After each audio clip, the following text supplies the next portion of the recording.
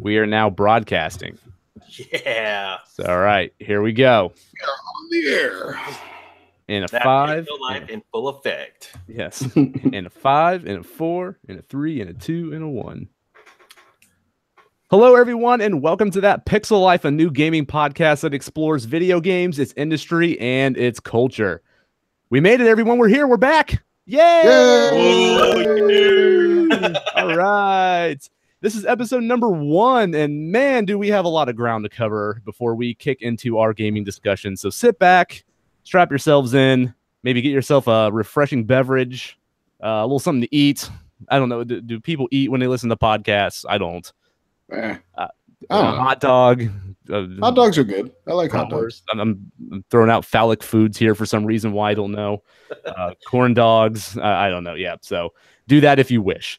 Anyways, so we got a lot of ground to cover here. So what we're going to do is first we're going to introduce who we are, what we aim to achieve with the podcast, what we want to get out of it. We're going to go into all of the segments that we're going to have on this show so we can give you an idea of what to expect every week from us. And then we're going to make a brief statement about our past endeavors. And then we're going to get right into it and start talking about games like you guys would normally expect from us. So that being said, my name is Josh Faulkner. I'm a 34-year-old hardcore gamer. Born in Ohio, raised in Ohio. Basically, there's nothing to do in Ohio but play video games. So naturally, I fit right in. I'm married. I have an awesome 3-year-old son. I'm an IT guy by trade. I've been gaming literally for the past 30 years. So I have a very extensive knowledge of video games. Unfortunately for me, that's the extent of my knowledge. So it's not like I'm going to solve any of the world's problems here, but I can tell you when fucking Booger Man came out or something. I don't know. So there is that. I've been around the web for about a decade, been blogging, reviewing, podcasting, dabbling in YouTube a bit, stuff like that. Basically, I'm here because I want to share my passion for gaming and just with the community and have a lot of fun doing it. And hopefully we succeed at that because that is going to be a big mission statement of ours, which we'll go into later. But that's me. Without further ado, let's go ahead and introduce the man, the myth, legend himself, Mr. Zach Anderson. Hi, Zach. I fit maybe one of those requirements. I am a man, but other than that, sure. It's been a while, man. It has, and good to have you back on the mic, sir. It's very exciting to be back. Been looking forward to this day for a long time. Yeah, a few months in the making. Yeah. Been absolutely got this ball rolling. It started as a little pebble that rolled down the snow and gathered up to this snowball of death that it is today. Absolutely.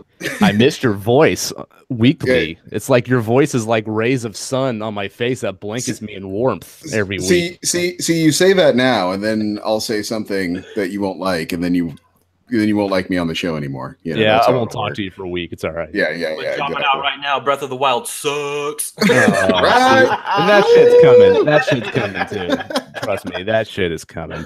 Tell us a little bit about yourself, Zach. So people that are tuning in for the first time, or maybe just tuned me out prior. I'm Zach Anderson. I've been my first system was an Atari 5200. And I've pretty much had everything between then and now. God, you're old. Dude, I am so old. Like, dude, I am so old. It's sad. But I have 2 amazing kids. I've got a 4-year-old and a 1-year-old, boy and girl. You'll hear them in the background occasionally. I can't control. I just did. There they were. Yep, that was my boy. It was someone's kid. I don't know whose. That was mine. And he'll make frequent appearances, and I apologize in advance because I can't control it. You try controlling them. Have fun. No, it's not easy. But just a little background. I'm a real big RTS guy. I've dabbled in other forms of crack-like gaming, but RTS has always been the one that's stuck with me. No MOBAs, no MMOs, none of that stuff. But work in marketing, I tend to look at gaming from that perspective a lot, especially when we breach like business topics and things like that. I come from it from a dollar's point of view, from like the business mind, 'cause that's just how my brain works. Yep. And I also am not a big fan of nostalgia, which people will learn if you listen to me more and more. Like I don't understand. Like I literally just don't get it. A lot of the things, and we'll talk about that. That will come up when we talk about Zelda in a little bit. But oh boy, yeah, no, that's pretty much me. I mean, I'm pretty much an open book, call like I see it type guy. So awesome. Yeah. Well, like you said, you have a marketing background, a business background, and your insight into the sort of the business realm and of the industry and the inner workings and all of that are kind of like your strong suit, I've noticed. So that's why you've always been sort of a strong cast member for that reason alone. So we're glad to have you on the show, dude. Thanks for coming on this adventure with us. Appreciate it, man. All right. So our next person we have over here is Mr. Elevator Action himself, Shannon Moore. Yeah, damn straight. How you guys doing? I'm doing awesome. Get that joke? Elevator Action, right? I did. You know, it's got its ups and downs. Yeah. I got it. It's a game, and you like elevators. Well, I don't like elevators. I just I hate them with a passion. Yeah. Okay. So you got to understand, Josh. Elevators actively try to kill Shannon, like on a daily basis. So yeah. Here. I know. So, like, can we stop talking about the elevators and start talking about video games and this awesome muscle tee that I got going on? You know, got a video podcast now. We're gonna do some like guns out. Like, you know, got to show people how to do that. You know, get that pump going on. You know, look good when you're. In case anyone's wondering, I am as embarrassed as you are right now. Yeah, person listening. That's what I am, dude. Yeah. That's what I am. You know me, like, you know. I guess that's how I should say. I got into the podcast. You know, been a long-term time friend of Zach's. So we're gonna bust each other's stones pretty aggressively because we have all the dirt on each other. So you're gonna get some deep cuts in both of our pasts. It's gonna be hilarious. You're gonna love this. As far as video games are concerned, I got in at the Nintendo level. You know, Super Dodgeball is still one of my favorite games, and anybody who says otherwise about that game can just fuck right off. I'm gonna say it right now. Drop the first F-bomb. That's right. I got it. We already dropped one, I think. Shit. All right. Well, how about that one? I got shit, right? Okay. Yeah. Anyway, that was our first shit. Congratulations. Gotta get mine. But yeah, you know, I love video games. I'm not a big RTS guy, so I'm gonna bust Zach Stones on that. More of the modern games. You know, I'll dabble in pretty much all the new stuff. My attention span pretty short on most video games, so if I play or stick with it for a while, it's a pretty good game. It's got my recommendation. So that's pretty much all I gotta say. Awesome. Well, thank you for being here, Shannon. Appreciate it, man. High energy. That's me. All right. Yeah. Woo. All right. And last but not least, we got the Wonder Woman to our Justice League over here, Elena Grimm. Hi, Elena. What's up, guys? What's up? Thank you for having me. The Wonder Woman, as in she's the one good one. Yeah. The only one out of the bunch is worth watching. Yeah, exactly. Yeah. Yes. Elena, tell us a little bit about yourself. I am the youngest of this group of individuals here. I am 20. This group of old men. It's like 3 minutes or so. I try to do as much gaming and as little work as possible. You'll find that out real quick. But I live in the Bay Area, and even though I'm an Ohio native, like Josh, no. Oh no. I live in the Bay Area, and with that comes basically living with like 3 to 6 roommates at any given time. So I'm what you would call a budget gamer. I do a lot of I play games to death. I basically buy a game and just play it until I can't play it anymore, which is why I'm a big Overwatch fan.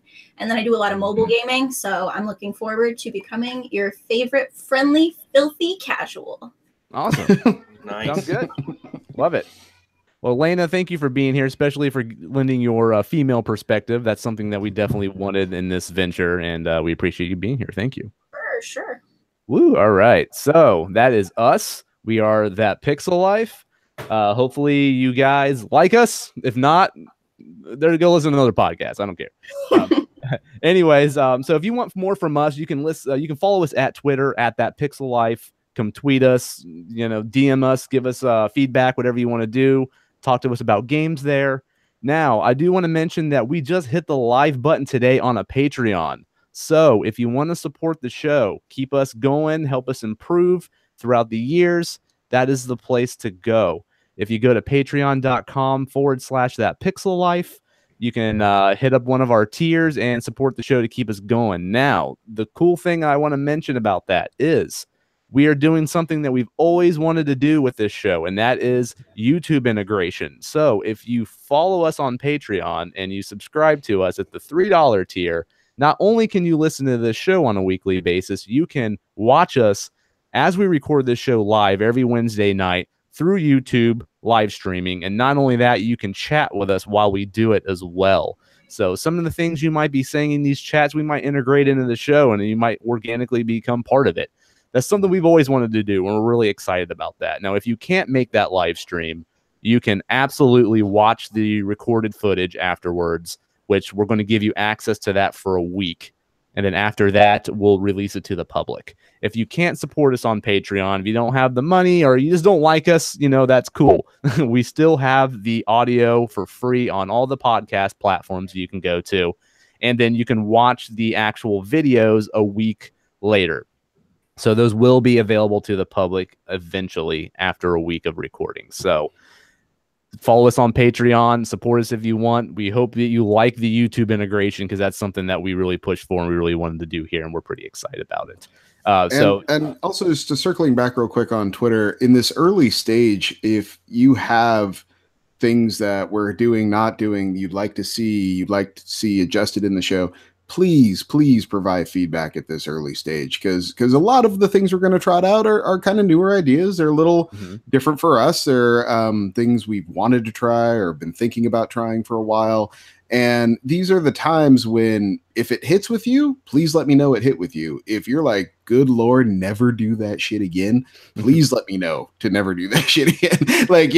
This is the time where feedback is really some of the best we could get. So please, any feedback is appreciated at this juncture.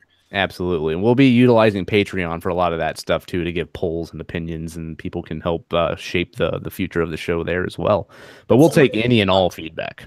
Absolutely. So youtube.com/That Pixel Life. That's where you can find our recorded videos there. Just a heads up, you might not see anything right now because it's probably going to be this time next week before you start seeing stuff populate there. So if you go there and it's empty, don't be surprised. There'll definitely be content up there next week. Now, Elena took your money. Yeah. Yeah.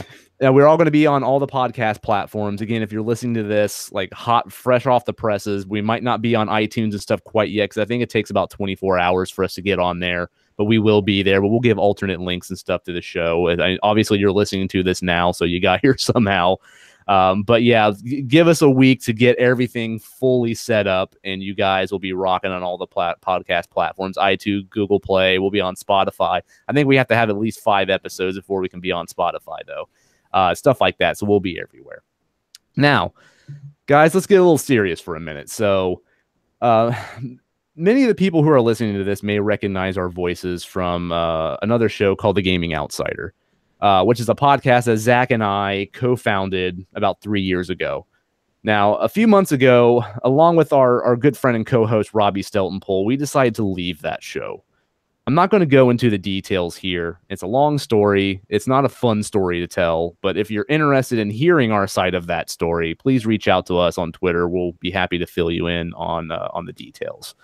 That being said, though, the only thing that I have to say is that we put a lot of hard work into that show over the course of 3 years. And we accomplished some really cool things and even made a couple dreams come true in the process there. I think I can speak for all of us when I say that we're really proud of what we did there.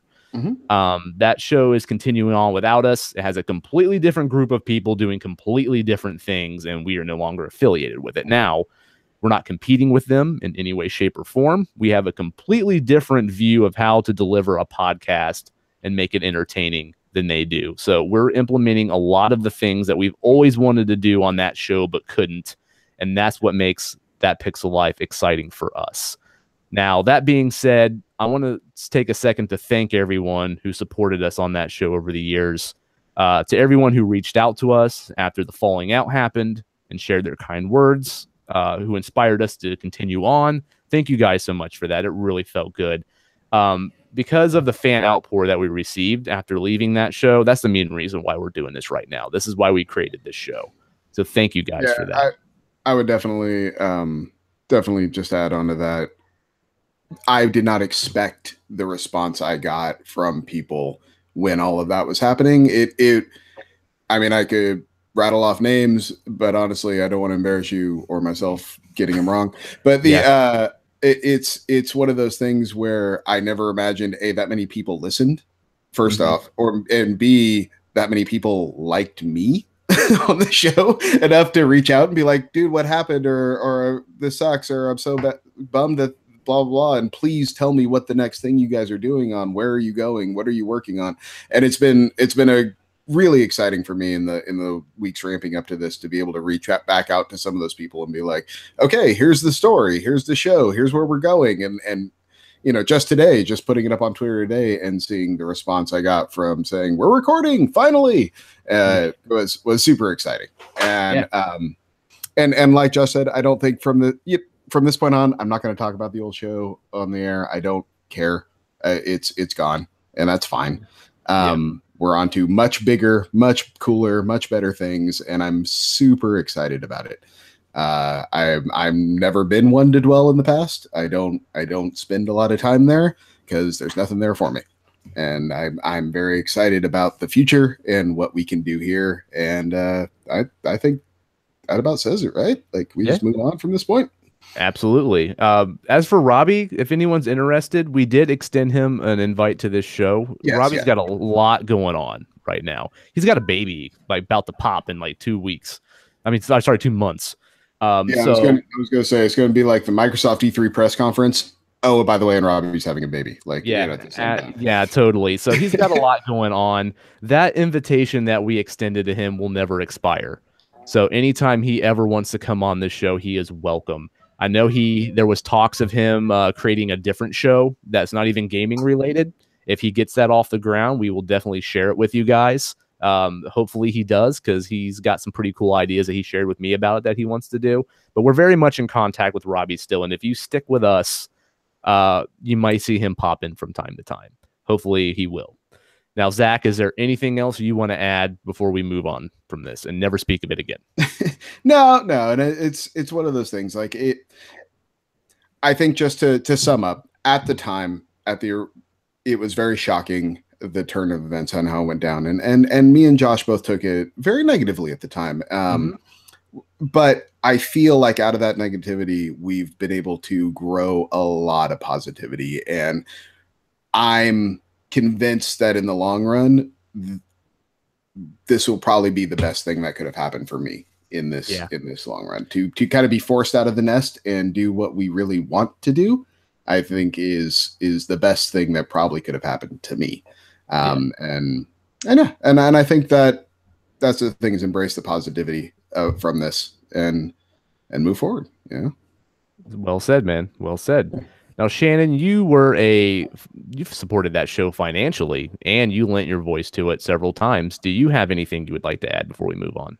No. I mean, you guys said it. I mean, you guys were the ones that were in the trenches, and you guys did all the hard work. And just seeing what goes into and like creating a podcast, like especially right now with like what we've been going through over the past month, you guys have done so much work. And like, it's just, I can understand, just the feelings that kind of went around at that time. I kind of felt it too, because like I loved listening to you guys on a weekly basis. I mean, it was fun, and like to have the opportunity to actually broadcast with you guys is amazing, and I love it. And that's all I have to say about it. Is I'm just grateful for the opportunity. I'm looking forward to what this show is going to be about and what we're going to do, and just seeing how it grows. So cool. That's awesome. Now, Lena, you also lent your voice to that show on a few times. And do you have anything that you want to say before we move on?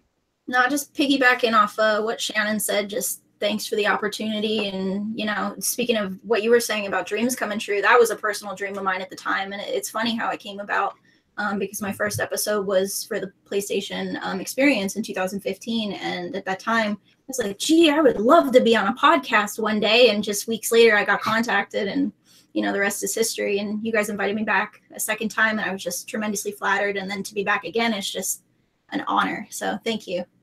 Awesome. Man, I feel like a celebrity. Like, she's honored to be in our presence. Wow. Well, so here's the funny story, everyone. So me and Josh finally are like, okay, we're doing this new podcast. Let's go. Actually, it was God of War. It's like, Zach, God of War's coming out. We need a space to talk about. Yeah, actually, totally. We have to get something by the time God of War comes out. Yeah. but then it was like, okay, well, let's see if Robbie's in. Robbie's not in. Okay, well, who should we talk to? Who do we think would be good people? And the first two names that came to both of us were Shannon and Elena, and we're both like, well, when they say no, who are the next? Like, what, like we kind of like we're like, both of them are gonna just say no. Why would I want to do that and like move on? Yeah. And why wouldn't I want to do that? Yeah. And it's funny because I asked Shannon, he was like instantly like, yeah, totally. And then just like, okay, well, we'll ask Elena, but I'm sure she's got like a million things going on, blah, blah. And as he's texting me this whole like diatribe of why Elena would say no, I got the response from Elena like, yeah, awesome, great, let's do it. And this is coming from somebody who I never reply to anything ever. So this motherfucker hit me up while I was at the gym and I was going, and I was heaving and huffing, and he's like, do you want to be on the podcast? And I was like, yeah. It was awesome. I couldn't say no. I think my response literally was, Josh, you can stop typing. She said yes. Well, that was easy. Yeah, totally. So for us, it was like we got literally our first 2 draft picks. Like we nailed it. Like we're so happy to have this team moving forward. And just like the little kind of test episodes we've done up until this point, and just bouncing ideas off each other and kind of the group chat we have working, it just makes me feel more and more like the right decisions were made, and we've really, the thought we put into building this team moving forward was the right thought process, because this is a great group. I think you'll find we interact with each other very well, and it's just going to be a lot of fun, and I'm really excited for that. It's going to be so much fun. Awesome. All right, guys. So we're gonna lock that up. We're gonna throw the keys, throw it behind us, and walk off in the sunset. We're moving forward. So, all right. So, what are you guys gonna expect from this show on a weekly basis? So, here's sort of our mission statement. I'm gonna lay out for you guys. So, word of warning: if you haven't noticed already, this is not going to be a clean podcast. Okay, and probably figured that one out. But, yeah. There's a lot of people who appreciated us being clean the last time, and I don't want to say that we're doing this because we're trying to be edgy or anything. The reason why is because of the next point I want to make is that we want to focus heavily on fun. And that's the big thing here for us. We want to have fun while we're talking about games, and in order for us to have fun, we need to be ourselves. We're adults, we curse, we fart, we drink beer, whatever, so we want to have fun, and you guys are going to have fun while we're having fun. I mean, that's it. I mean, if we're not having fun, you're not having fun listening to this. So that's kind of the how that came about. So this will be a parental advisory podcast going forward. Now we do have a format that's more of a free form discussion about gaming, the industry, and the culture. The focus more here is on the industry and the culture itself. We wanted our segments to not stick to a template to where we have to dig if there's not much to talk about that week, where we have to scrape the bottom of the barrel and talk about shit that we have no interest in. We want to avoid that completely.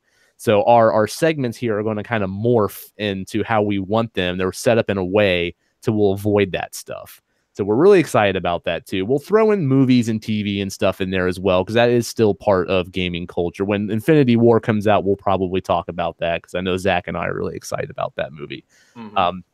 Just things like that. Yeah, absolutely. So, and it's fun. I mean, we want this to be energetic and fun, and we want to be ourselves. So that's the biggest thing here. We're also going to try rotating hosts as well. So everyone might have a different style of hosting this show, and it might give you a little something fresh every episode. And we might start doing that as well.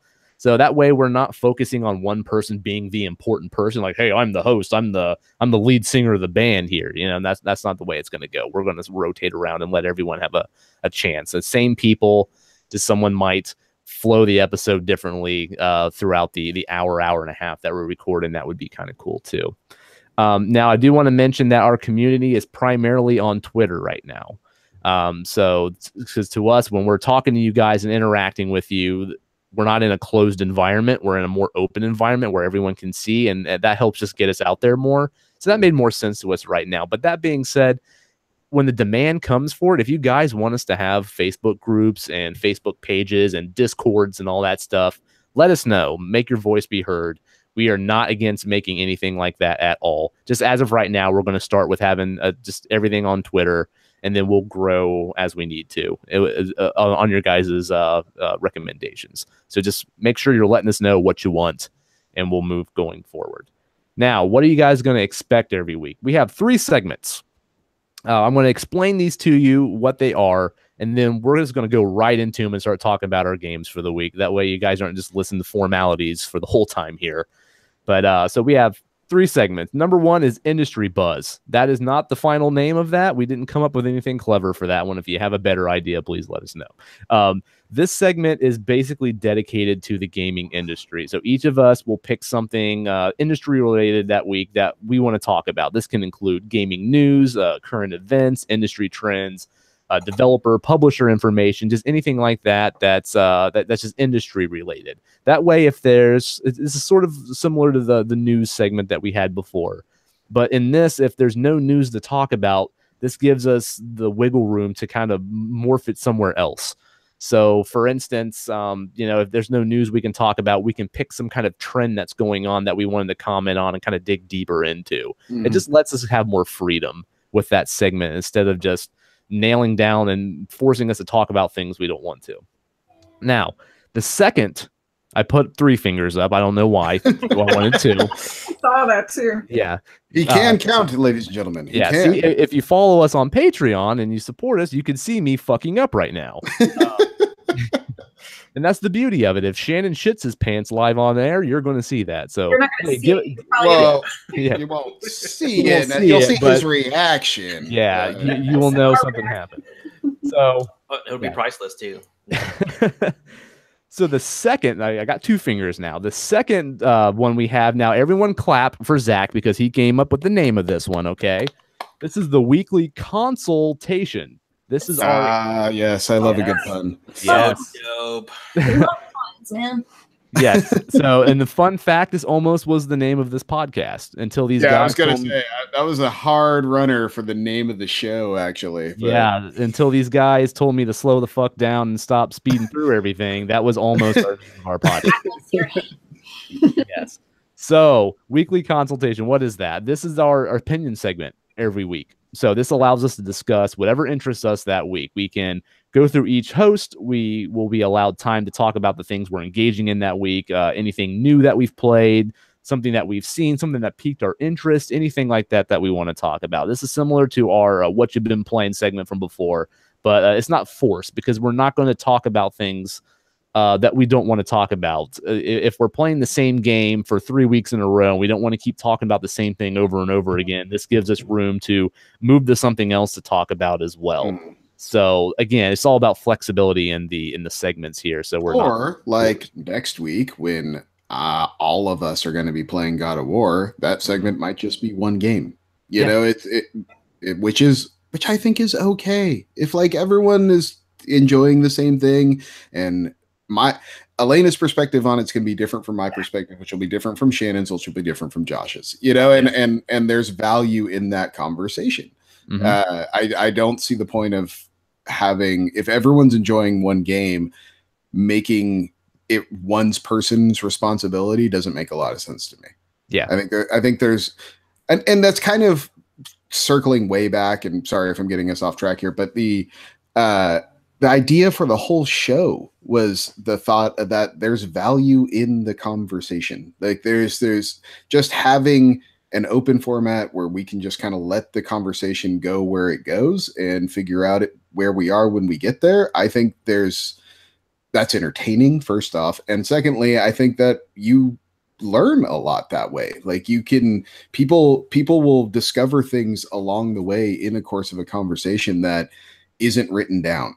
If it's out there in front of you, you're not going to see it because your brain doesn't work that way, or at least mine doesn't. But I think that's a good thing. So sorry, my little rant's over. No. You said it better than I could, dude. Better than I could. All right, so segment number 3. This is something we're going to call Week in Review. So since we're a podcast, segment number 3. Yeah, number 3. So we're Elena I have the little bar on the bottom, and Elena's just like throwing up numbers. Yeah, sort of on West Coast shit. I'm not in that. There's no gangsters here in Ohio. There's just there we go. Yeah. West am Side. I doing that? That's Spock shit. I'm like doing That's it. That's how fucking. That's a whole Trekkies are a whole gang unto themselves, man. Yeah. So since we're kind of an end of the week podcast here, we come out on Thursday afternoons.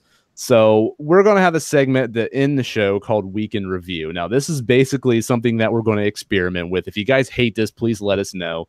But we're going to pick one thing this week that made us really happy in gaming, and we're going to pick one thing that really pissed us off in gaming, and we're going to list them each. So this could be something that that's news related, that's personal related. Just so, for example, if Shannon put his 400th hour in Xenoblade Chronicles 2 and then lost his save file, he would probably be pretty pissed off. So he might rant about that as the thing that pissed him off this week. If Zach, was forced to play Crash Bandicoot this week, that might be a thing that pissed him off. Clearly. Yeah. So, it's whatever we that week that kind of sums up the week that made us happy and made us sad. So I think that might be kind of fun. So that's actually a great question, Elena. Would I rather play Crash Bandicoot or more Breath of the Wild? It wasn't a question. I don't know if I have a definite answer to that. I can't believe you, man.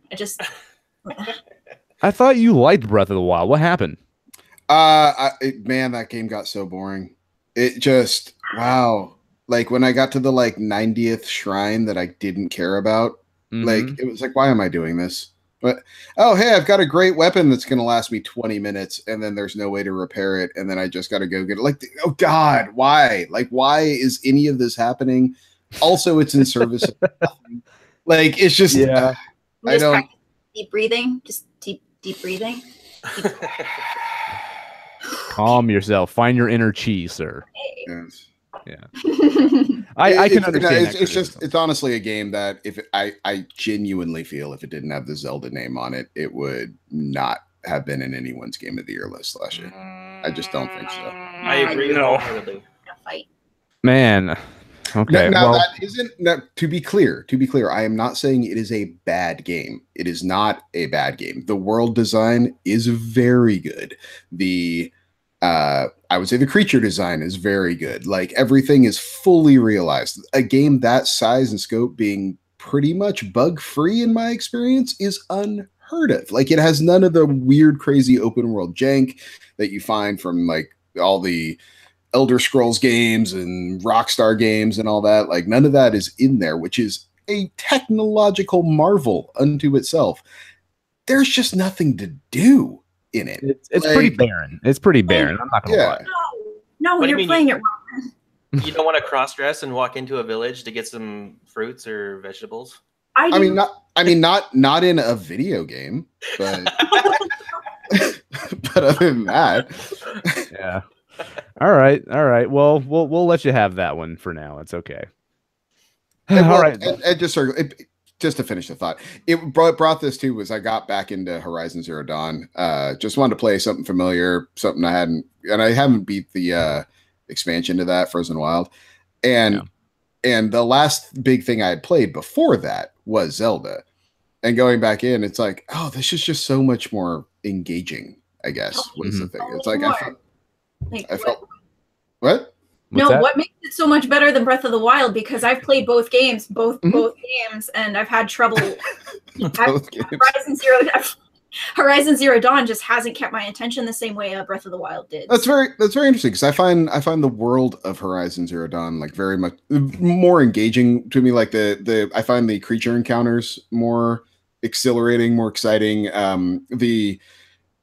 You have to, for me anyway, I have to involve a lot of tactics on the fly, different methods to take down the bigger ones, and it's a lot of it's almost like on the fly puzzle solving, doing things like that. Where Zelda, it just felt maybe, and I'm sure it's on purpose, so a little slower, a little more.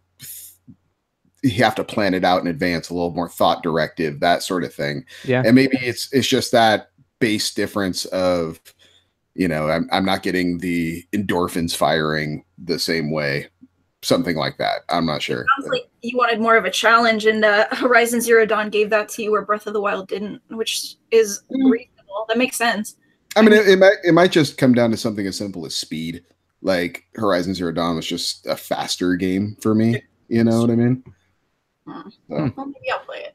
Maybe I do think Horizon Zero Dawn's better, but I don't think it's like significantly better. You know, I think it's like almost neck and neck. You know, like Zelda's like almost there. It was very hard for me to choose between those two last year, but one and 1A. Wholeheartly disagree. Shit, it's just like y'all wrong. Like, man, it's going to be you two against me and Elena on everything now. I can tell. I agree. Yeah, and also, I will give Zelda a ton of credit for not being yet another remake of fucking was the Super Nintendo Zelda.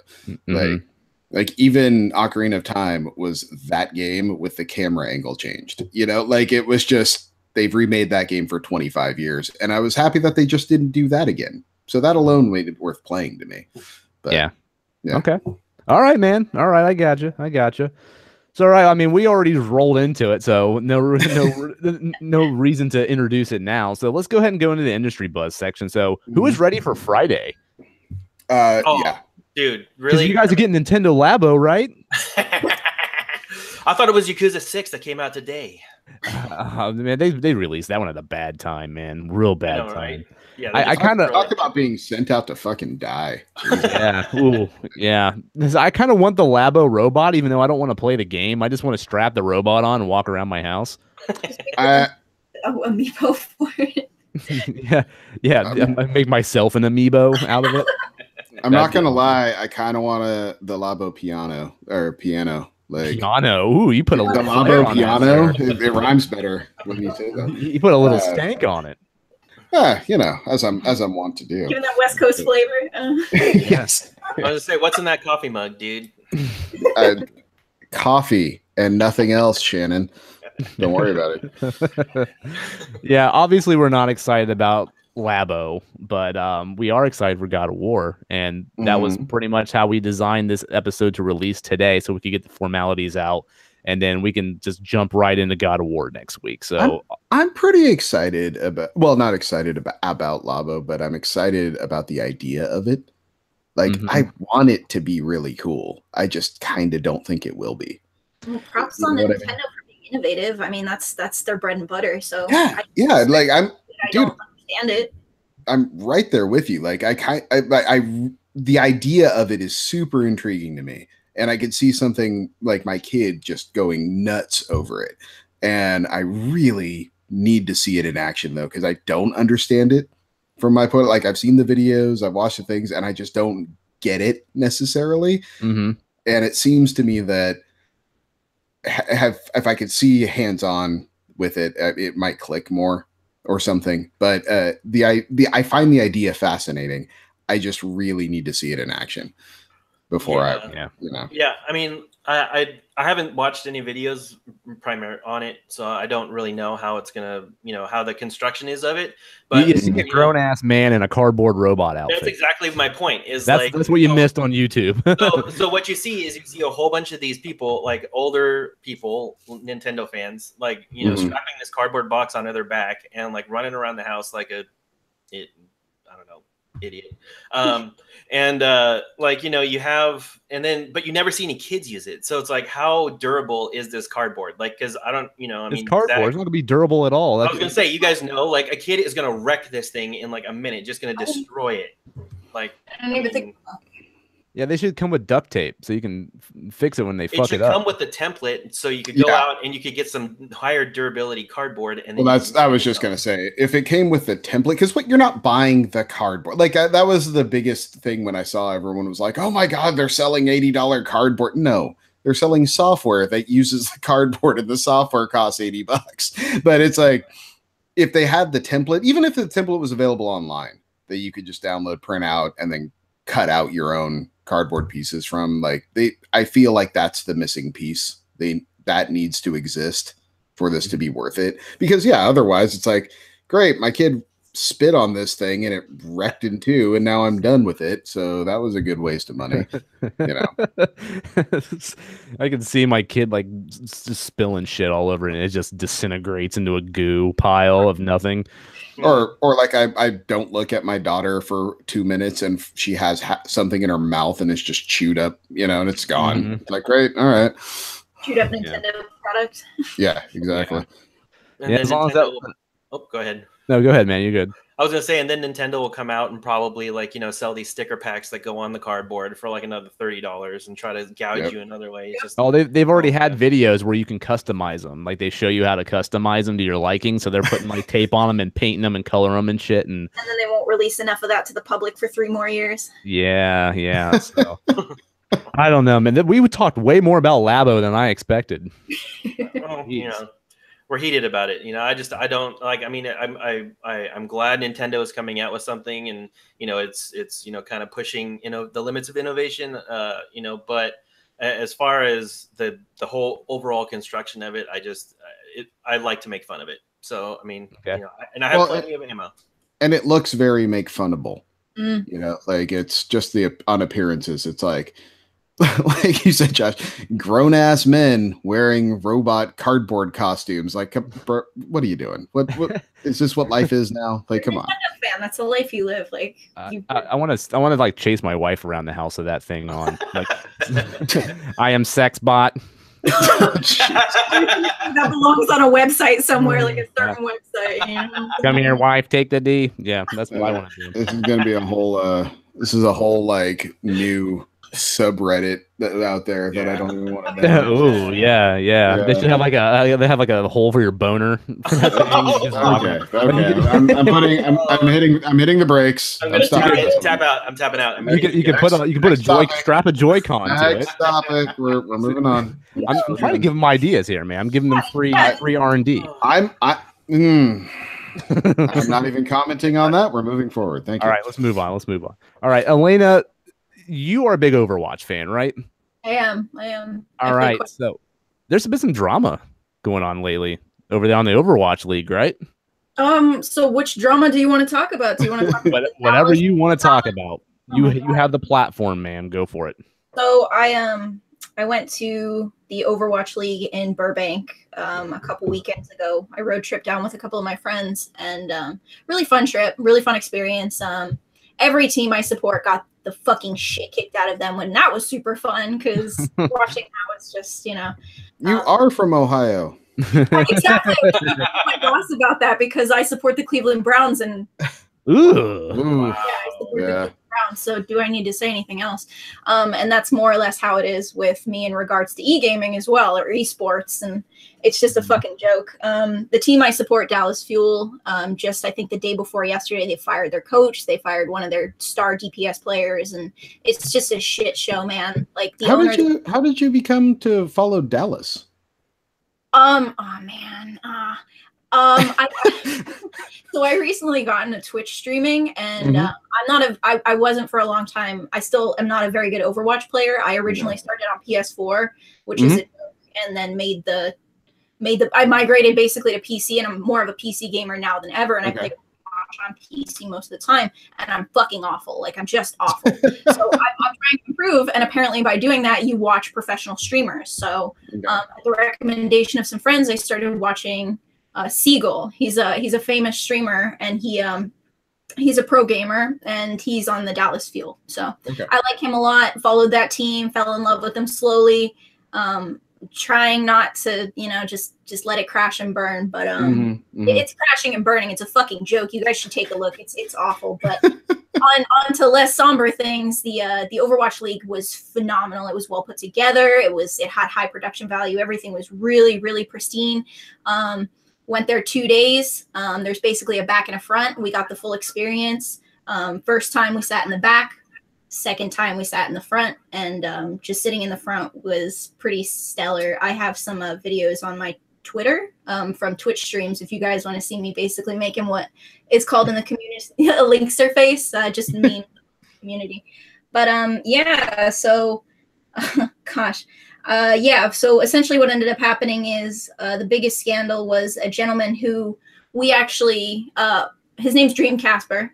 He's a pro player on the Boston Uprising team, or he was until earlier this week, when he essentially got fired for, oh gosh, how do I put this? Lewd discussions with a minor. Let's just put it at that. Multiple accounts came out with multiple girls, and it really says a lot about. And I don't know if this is how it is for sports, because I don't really fucking engage in that shit, but.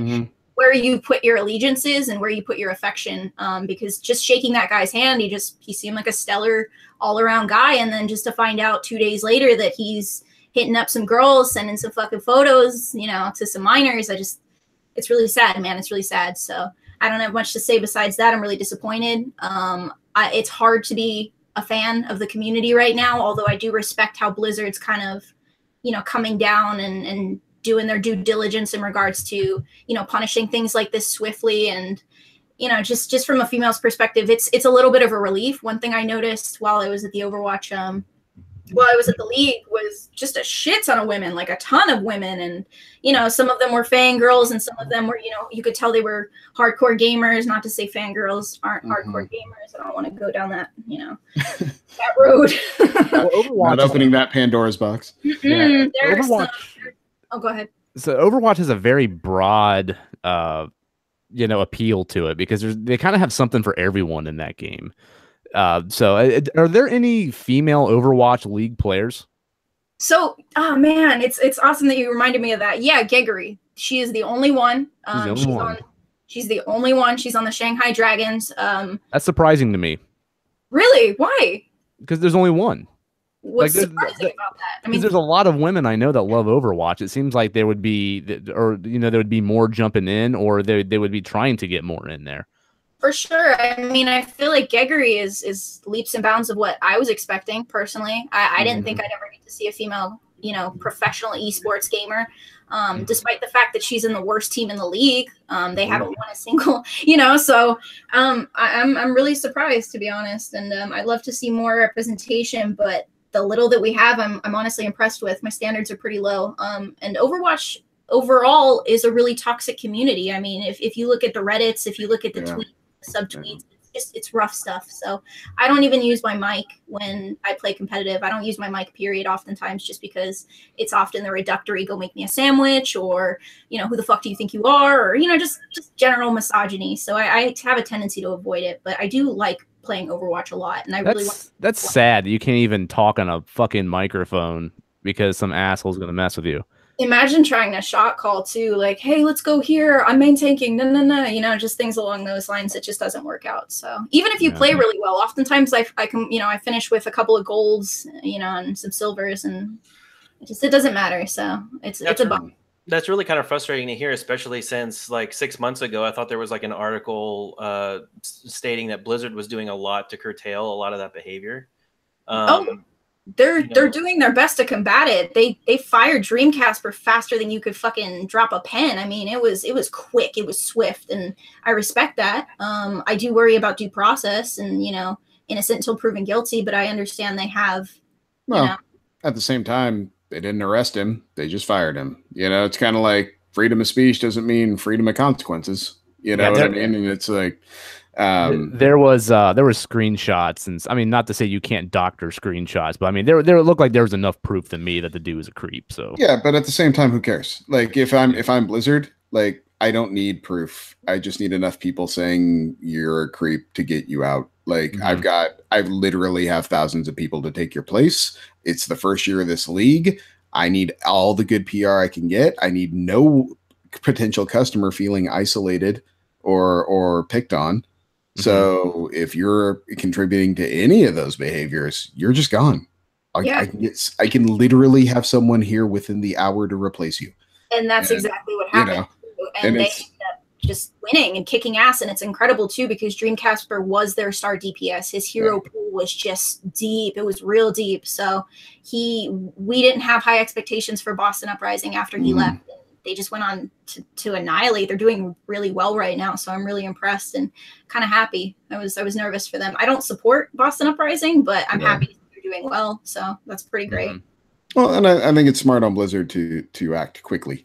Like I said, everything, though. I'm not gonna lie. I do have some apprehension about, just making sure that everything's done appropriately. But I understand why they did it. I get it. But also, their responsibility is not to that dude's feelings; it's to making sure the league works. That's true. Like, and this is the first big league in esports, really, too. I mean, that's hit this level, and they don't want it to fail because of some punk fucking kid that's can't keep his dick in his pants on his cell phone. Yeah, can't stop taking pictures of his fucking parts, man. Especially a 14-year-old girl, man. Jesus Christ. I did a little bit of research, but I had to stop, to be honest. It was too much depression fuel and that's not cool. But it is what it is. But man, just going there and that entire Burbank experience was just absolutely lovely, and I'm really impressed with the Overwatch League, and I would like to go again. It was absolutely worth the 6-hour drive, and outside of the hotel costs, the ticket costs were so cheap, and just everything was so well put together. I really want to go back. Is it similar to going to like any other sporting event? So is there like nachos and hot dogs and all that jazz and sessions, really overpriced drinks? You can't bring them. Big foam fingers and all that. There were, what are those things? The Billy, I don't know what they're called. What? They're like Zach, do you know what the bop is? Thundersticks. That's what Thundersticks. Yeah. They gave us inflatable Thundersticks, so we were all like, I'll leave some links to the Twitch stream because you get to see me acting a fool. It's pretty great. Awesome. Cool. Is there anything else you wanted to mention this week? Oh gosh. Just in regards to Shenmue being announced was pretty great. I want to talk about that because I grew up watching that game. I'm surprised it took this long, actually. Are you really? Yeah. I mean, they announced a third game. I mean, it seems like that would be a great way for them to promote the third game. A lot of people didn't play Shenmue. The third game hasn't existed until this year, dude. Like, I mean, some might argue that it still doesn't exist, but my point being, they could announce the third game. Well, they did 2 years ago now at E3. Yeah, and they have literally all they shown was a horrible trailer. Like, that trailer was so bad.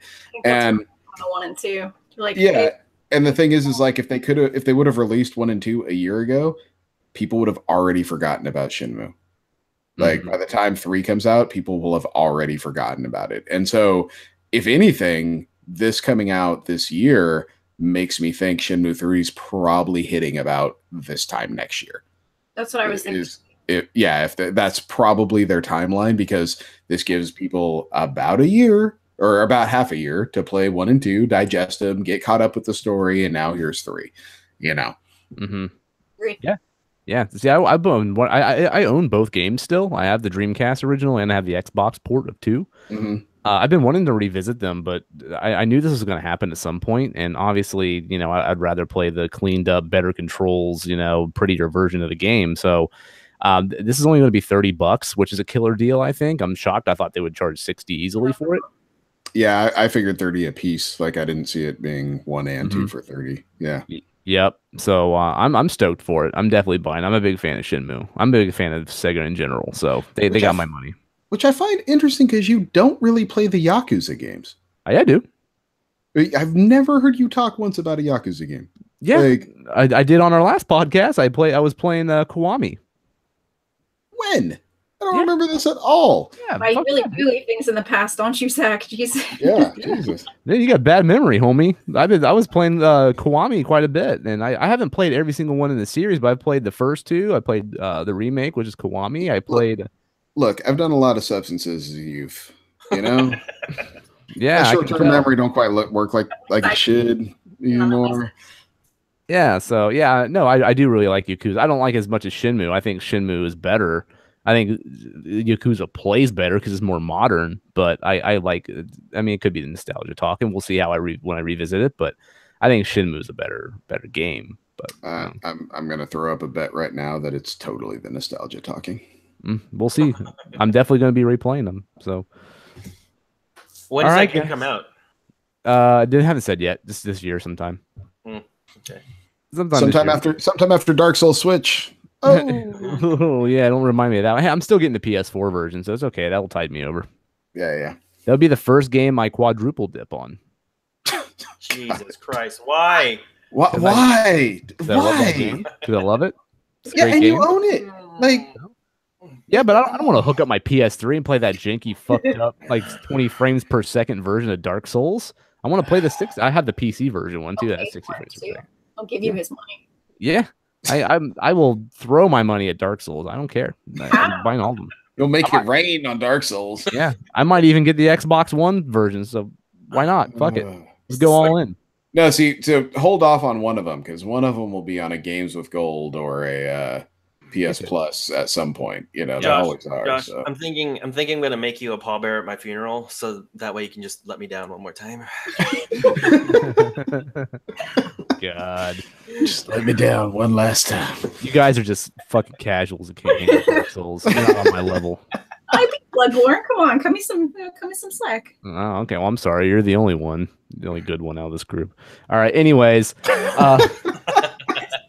Episode thing- 1, beginning and the end. yes. Now we all hate each other.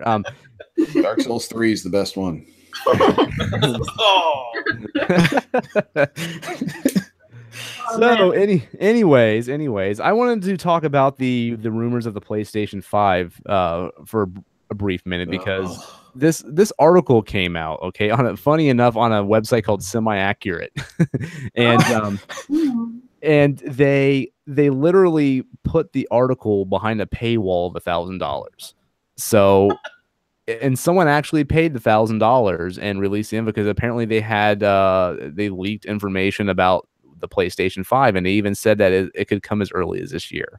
So this has been getting a lot of attention in the gaming community, and I just want to talk to you guys about, do you guys see a PS5 coming anytime soon, or are we looking more like 2020?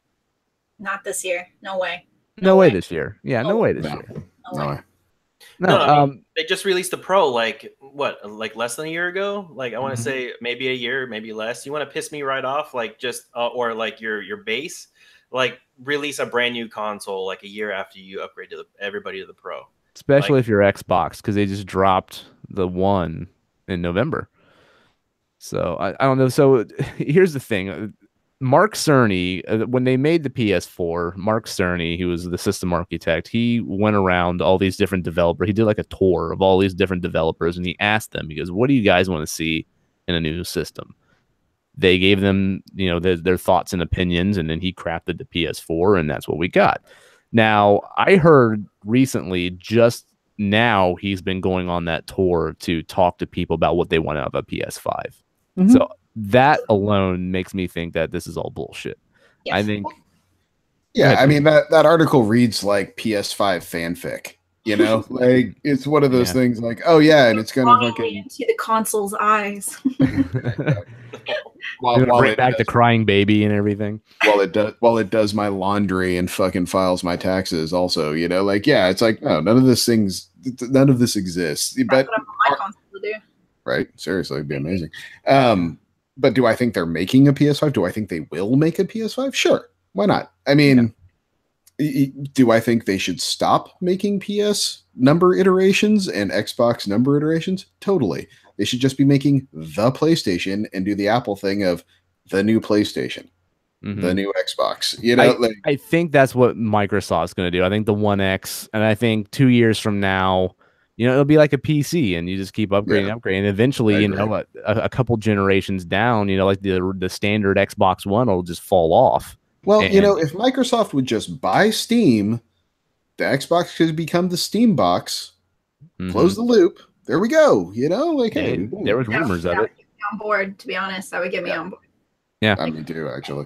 Yeah, I mean, they're blown out of the water with the backwards compatibility right now. I played SSX3 last night, and I'm like, wow, this was an original Xbox game. Like, this looks great. And I mean, it was upscaled to 4K, and it looked awesome, and just what they're doing. I mean, a lot of people are saying that their backwards compatibility updates are better than a lot of remasters that you get. So I've heard the Witcher 2 update is amazing. Yeah. The Witcher 2 360 upgrade they put for the One X, I hear it plays better than Witcher 3 on the original Xbox One before it got upgraded. Like, it's impressive that they're putting all this work into old games, really. So do you guys think that Sony has to step up and do something similar with the next system, or do you think they're just gonna do what they keep doing, just make you rebuy this stuff? Yeah, Sony hasn't done anything like that for the past since the early days of the PlayStation 3.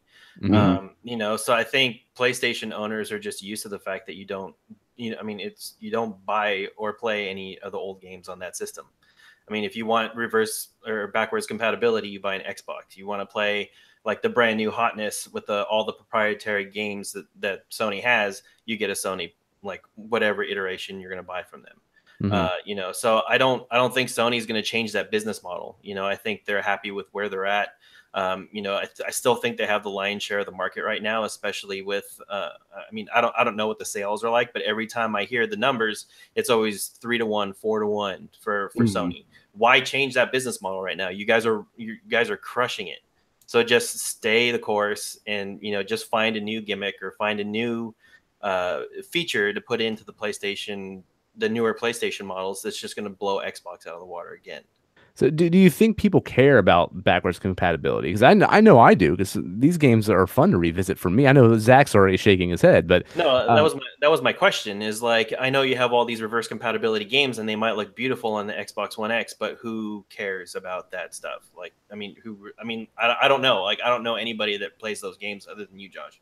There's a lot of people who love nostalgia. There's a lot of people who aren't like Zach. So I think there's a market. Thank God for that, really. What about you, Elena? Do you want that out of a PS5? I think that would be great. I would love to play games but I can, in a way, I can buy those games on the PlayStation Network right now. Like, I can buy Parappa the Rapper. I can, you know what I mean? Like, there are a lot of games that could be, and I'm going way back, obviously, but it would be nice to have. I think, fuck, just stay competitive, you know what I mean? But I do get what Shannon's saying. Like, they're in a good place right now, and I guess don't fix what isn't broken. But I went from being a console gamer to being a PC gamer simply because I didn't like how Sony was doing business. So I kind of dipped, and I don't play as much because of, oh my God, how many times have they been hacked? How many spam messages do I have waiting on my console right now? Just things like that. That's a very good point. That's a very good point. Yeah. I can't stand it. So I would much rather PC game at this point. So you need to, Sony needs to do something to get people back on their side, like me, who are just kind of like, hey man, like, make it worth my while. Yeah.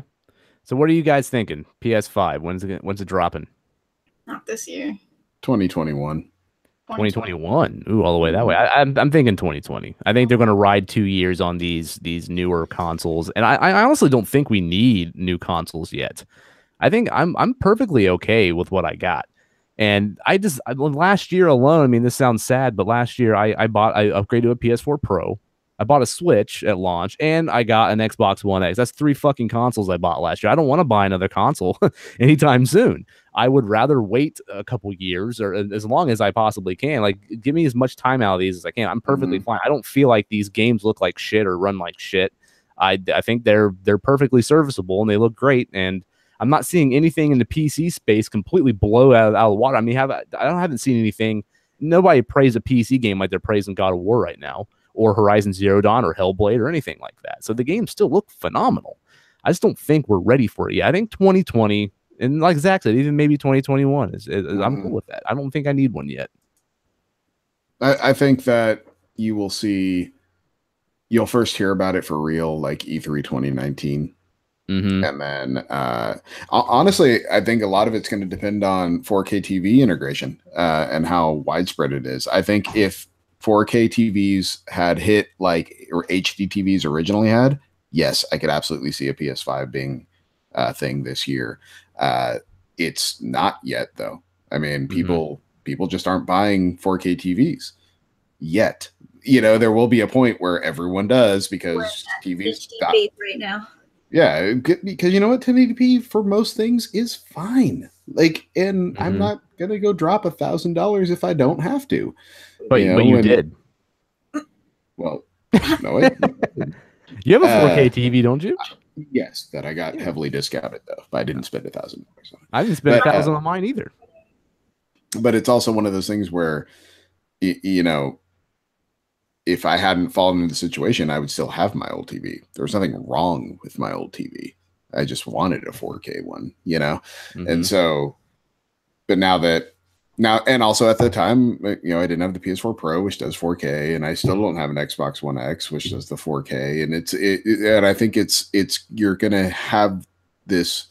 There's gonna be this like bell curve where you hit the top of the curve and 4K TV is on it, and that's when you're gonna start seeing the next. That's when you'll see the Xbox One X Pro. You'll see the PS5 and all that too. I wouldn't be stunned if they ran out a PS4 Pro too. A PS4 Pro upgrade at some point wouldn't shock me. PS4 Pro. Yeah, Pro. Hey, yo, can I get a Pro? Y'all got that Pro? All right, yeah. So the moral of the story here, it ain't coming anytime soon. Nah.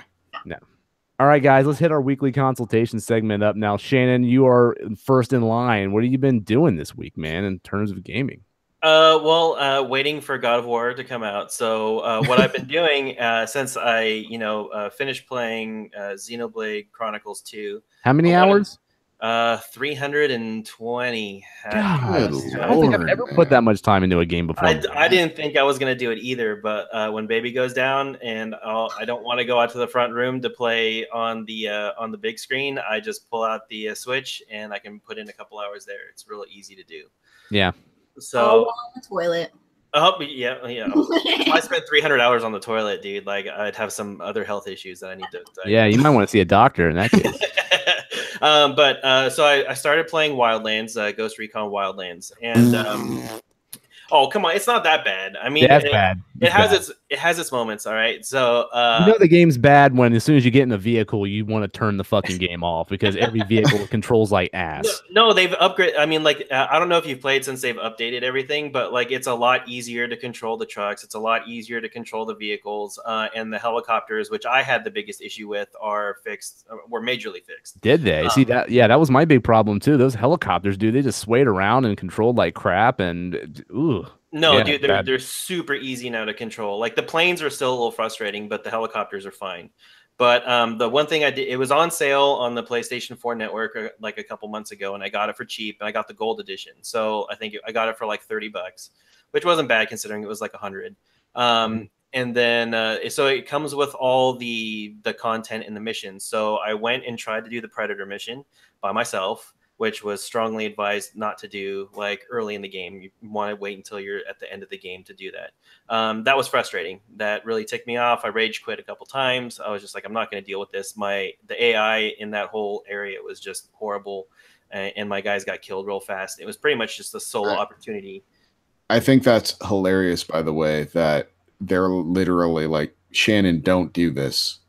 Do not do. Why? Like, Shannon, stop doing this. And you're like, this is horrible. This is super frustrating. The game's like literally like, I know. I'm telling you not to. Like the game needs a mascot that pops up on the screen. Hey, Shannon, you should really talking about fucking do this, dude. Wildlands Clippy. Yeah, you've been doing this for 45 minutes. You should probably stop now. But so I abandoned that quest. I gave up on it finally. But in the year 2 content that they just let out, they integrated Splinter Cell. So they're trying to hint that there's going to be a new Splinter Cell game coming out. I hope so. I love Splinter Cell. But let me tell you what the frustrating thing about that is. So the whole time you're playing Wildlands, you have a team. You can stealthily go up and you can shoot people. You can kill, clean out bases. You can kill them all. You can either go in guns blazing. You can send in mortars. You can send in other people. Like, just have a ball. Sam Fisher comes onto the screen, and all of a sudden, like, you have to do this mission where you have to go into the most fortified camp, and you can't have anybody be alerted to your presence. You can't kill anybody, and you have to go in and you have to turn off this generator, and then you have to find Sam Fisher, and then you have to get out. And I've never made it to Sam Fisher. I got and you only have, I think you have to go in at 2100 hours. And then you only have 4 hours to complete the mission. So I don't know how much more crap they're gonna pile on this stupid mission. But I'm already at the get-go pissed off that this, you've been playing this game for X amount of hours, killing everybody and kicking ass and taking names, and now you have to not kill anybody and sneak in. If I wanted that, I would have played Metal Gear Solid, and I hate Metal Gear Solid. So I'm not playing this game anymore once God of War comes out. That's pretty much where I'm drawing my line in the sand. I'm not playing games with you, Wildlands. Yeah. Other than that, I played a iOS game this week. I played Friday the 13th Killer Puzzle. How was that? It's good. It's a free to play game if anybody's interested in trying it out. The puzzle mechanics are fine. It's one of those just you slide Jason in the direction, you swipe in the direction, and he basically goes the full length of the board until he hits something in whatever direction you swipe. It's cartooned. It's kind of like a cartoon setup. So the campers that you're killing, it's all kind of cartoony blood, and you can set it in the beginning. You can set it to have the like adult like blood, or you can set it to like the PG rating to where like there's no blood at all, which is fine for depending on who's playing it. It sprinkles. Yeah. So if you don't want to see the gory stuff, the one thing that aggravates me about the game is since it's free to play, you get bombarded with, hey, Jason's mom is like this severed head up in the corner of the screen. Okay, that's kind of cool. Yeah. Okay, come on. But every time you get close to leveling Jason up, you get a crate essentially that gives you a new weapon that you can use to kill people with. It doesn't have any effect like how many times it takes to stab somebody or whatever. Like you touch that person, they die. The weapon just gives you a different kill screen when you kill somebody. But what happens is every time you get close, she pops her head up and this text box pops up, and it says, hey, why don't you watch this video? And then we'll give you a little bit more blood to pop off to get to the next level. Or if you're having problem with a puzzle and you want a hint, you have to watch a video. And like everything is behind that video thing. And then finally, after maybe you complete like the first 10 levels and you go to like the next landscape, they're like, well, why don't you just buy the game? And then we'll get rid of the commercials and we'll get rid of like, having to sit down and watch these mundane things every time you turn the game on to play the game. So it got a little frustrating by like the third probably landscape. So I've probably put in, there's like, I don't know, like 15 landscapes, more than that maybe. And there's 10 levels per landscape. So there's a lot of game there that you can play for free. But with all those ads that you have to watch or all those commercials that they constantly barrage you with to watch, I don't know how much longer I'm going to play it. Welcome to freemium. That's just mobile gaming in a nutshell. It's 99.9% of games out there. So let me ask you this. So you're murdering people, right? Mm-hmm. And do the ads pop up with like Snuggle fabric softener or something that completely takes you out of it? No, for the most part, while you're actually doing the puzzle, it's very unobtrusive. If you stay in one spot for too long or you're thinking about it, Jason's mom will pop up and say, hey, you're thinking about this for a while. Do you want help? Do you want to watch a video? And I'll help you. But you can pretty much just X out of that real fast. It's just more annoying because like you're trying to think and it kind of pulls you out of your train of thought. Like you're trying to trace like your move on the map. Like, okay, I can slide over here. I can slide over here. And then all of a sudden this message pops up and you're just like, okay, what was I thinking about? And so that's kind of frustrating. It kind of takes you out of the moment that way.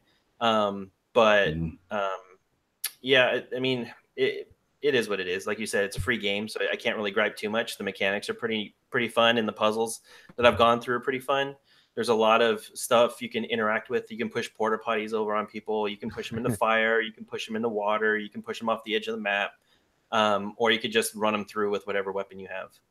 There's a lot of fun there. I mean, if you're not going to play it like, all day, every day, I think you can probably open your phone up, play one or two puzzles, get a kick out of it, and then put it away. Cool. Awesome. Anything else, man? Nope, that's it. Cool. All right. So I want to talk about a couple of things real quick. Go for it. So I put a lot of time into Sea of Thieves when that came out. All right. And I wanted to kind of give my final thoughts on that. So when that game came out, I game passed it like any normal smart person would do, I think. Not to hate on anyone who spent $60 for it, but if I spent $60 for it, I'd be a little salty right now. I put about 6 hours into that game. Salty. I see what you did there. Yeah, salty. Yeah. So I put about 6 hours into the game, and maybe 20 minutes of it was me playing by myself. So I primarily played with friends. There was always at least two of us, but a lot of the times we had at least three of us. There were some incredible moments in that game. The first time we were all on a ship and we were, working together to make the damn thing work. So one of us was working the sails. I was up on the crow's nest with my spyglass looking out for other pirate ships and rocks to run into, and my buddy's steering the ship and everything. And all of us working together. If we hit a rock, then a hole will pop up in the hull, and we got to go down there with a bucket and get all the water out and throw it overboard and everything. Like working together to make that ship go. It was really cool. It was really fun. It was an awesome co-op experience.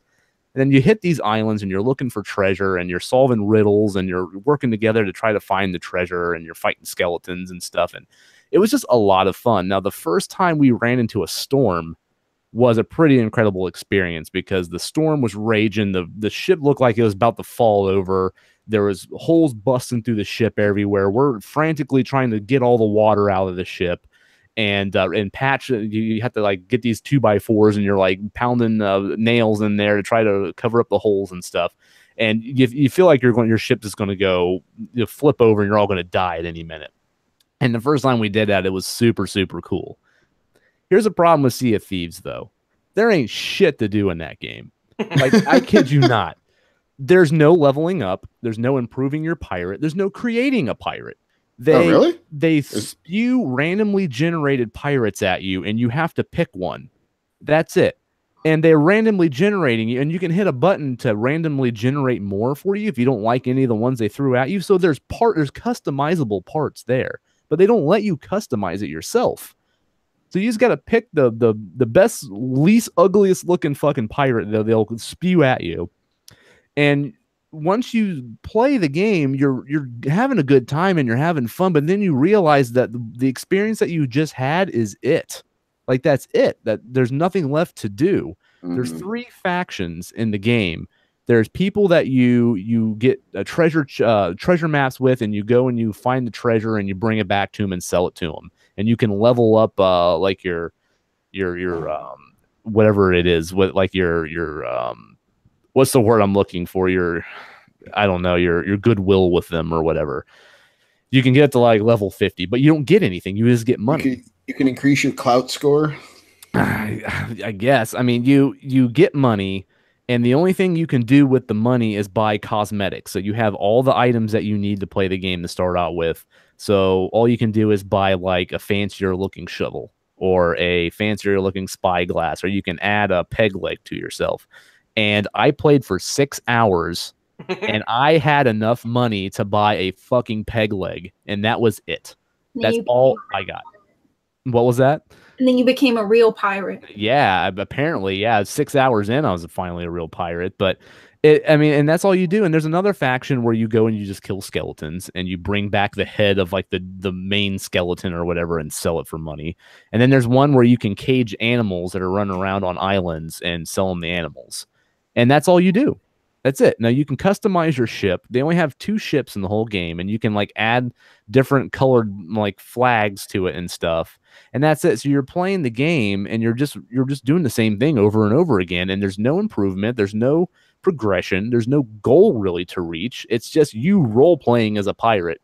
And as soon as you get your fill of that, it's done. There's nothing left to do.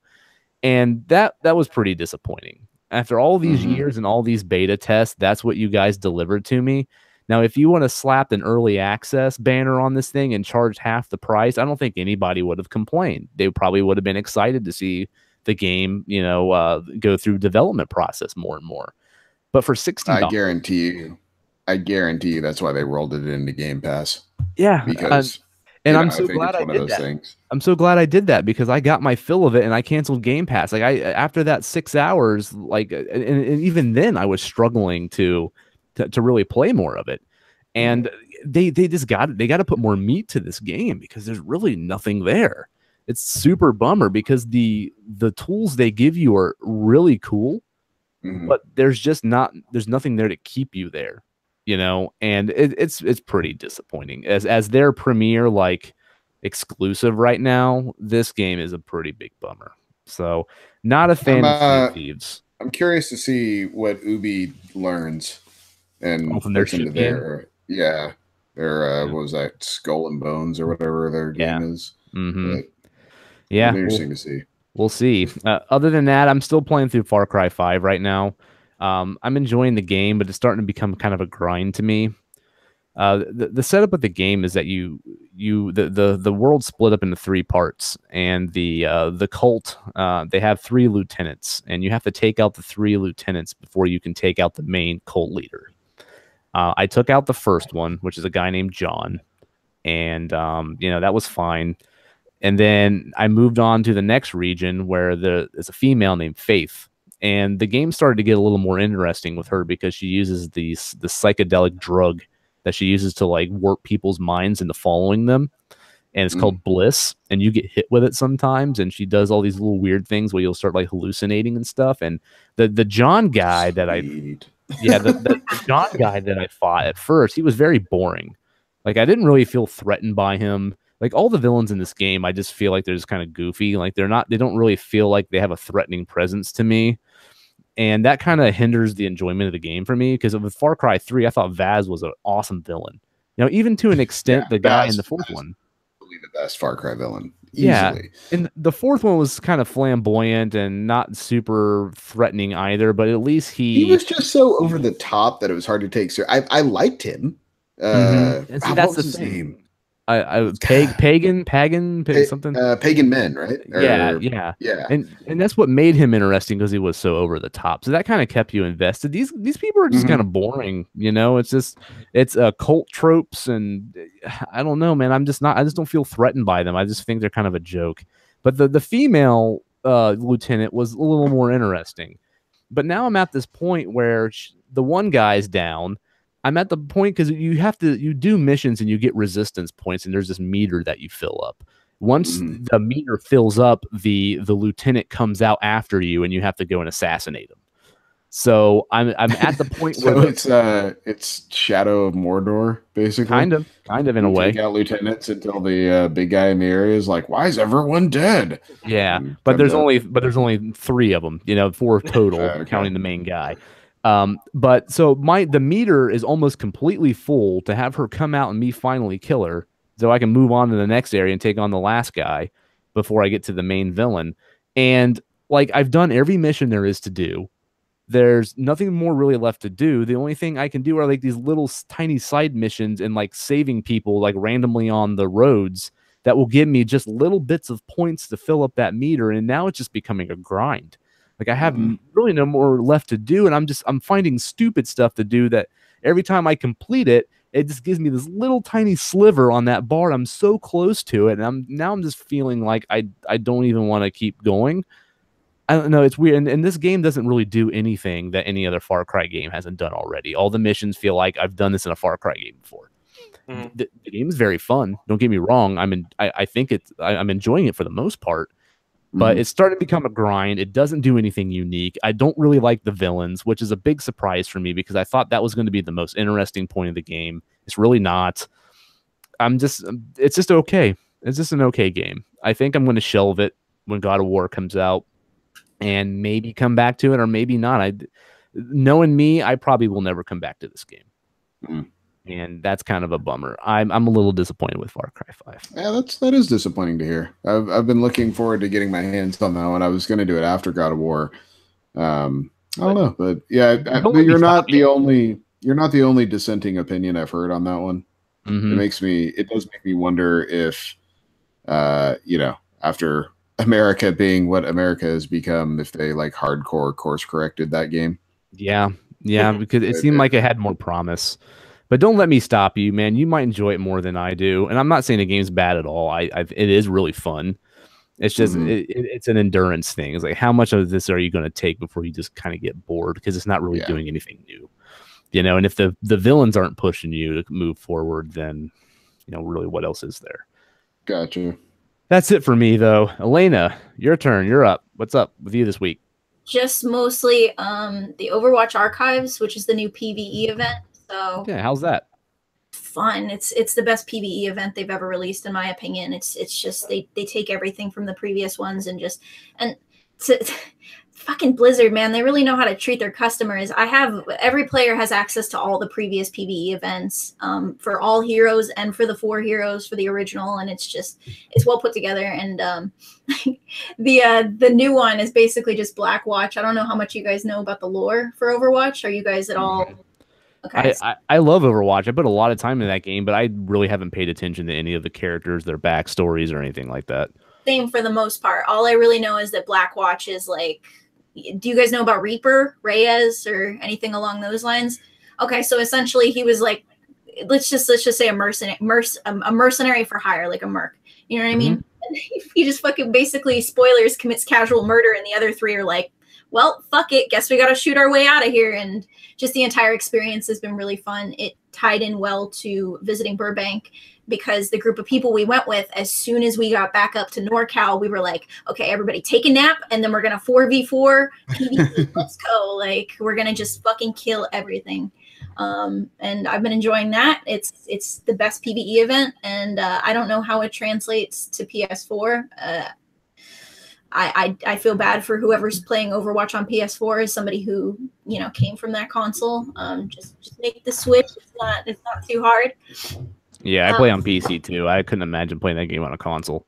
It's not fun. You're basically halving your hero pool. A lot of the players that you can play on you can play any player on PC or any hero, but on PS4 you're limited to about half of them, just because, you know, hit scam with a fucking, it's just not going to work. You know what I mean? Trying to snipe, it's not going to work. So yeah, I would see Widowmaker or Ana being really bad on console. Yeah, projectile like Pharah, it's just not going to happen. It's just I don't know what people do. I think a lot of people mercy main, where they just right click and it's not even clicking. Fucking whatever they're doing over there, man. I'm not having it. So do all the Overwatch League players exclusively on PC? Yeah. Okay. All of Owl is all PC. There's no PS4 or anything along those lines. God, listening to you guys talk is literally like listening to Shannon try to talk about Dragon Ball. I'm like, what? I'm like every other word you guys are saying. I'm like, Dragon Ball. I'm like every other word you guys are saying. I'm like, is this even fucking English? Like, what are you? What? I'm missing it. Like all these things.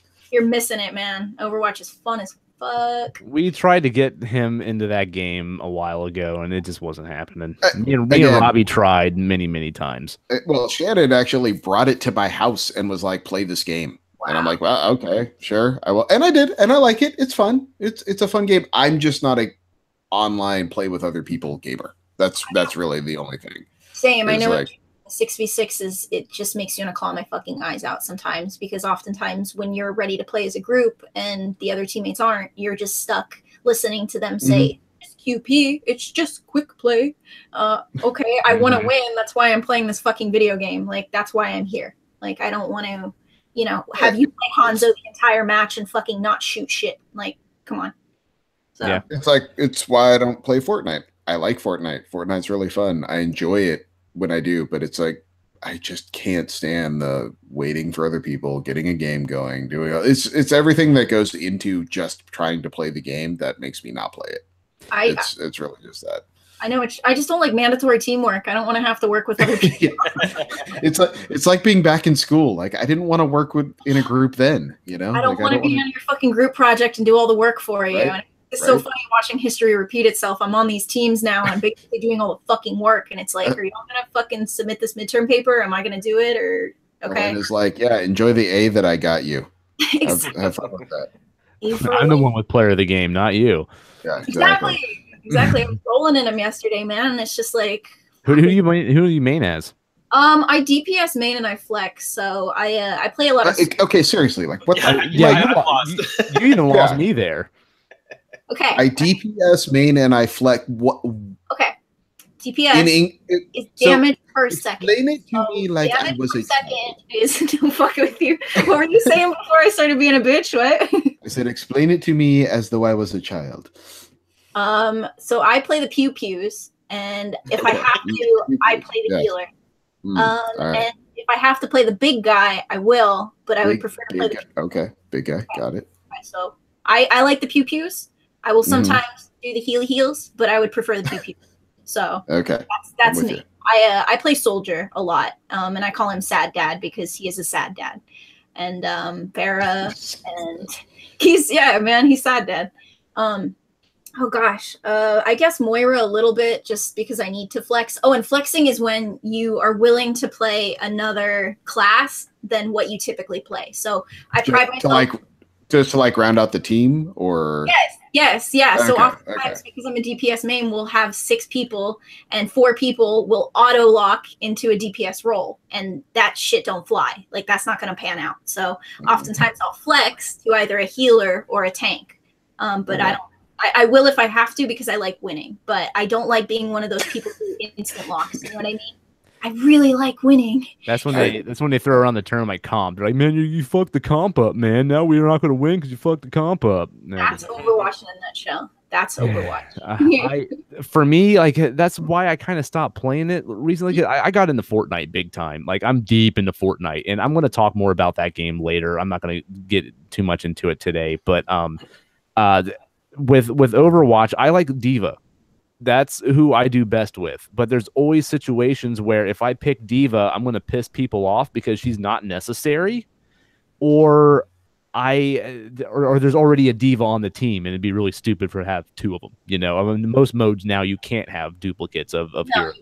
You can't, not except for one mode that's no limits. But at that point, I would just recommend expanding your hero pool. I think that's the reason why years later I'm still playing Overwatch. And I actually was thinking about this as I was prepping for the podcast.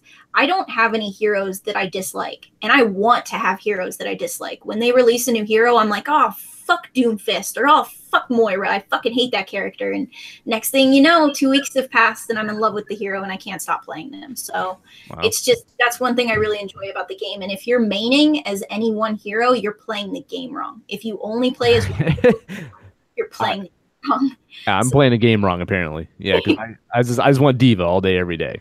I have my favorites too, but there's just no way around it. And that's why Blizzard's Blizzard, because they make every hero just so fun. So I'm really enjoying Overwatch overall, and I'm looking forward to climbing rank. And I would like to not be as shitty as I am right now. So that's another thing I'm looking forward to, which is just climbing that ladder. So we'll see. Maybe one day I'll get on comms. All right, awesome. Anything else this week?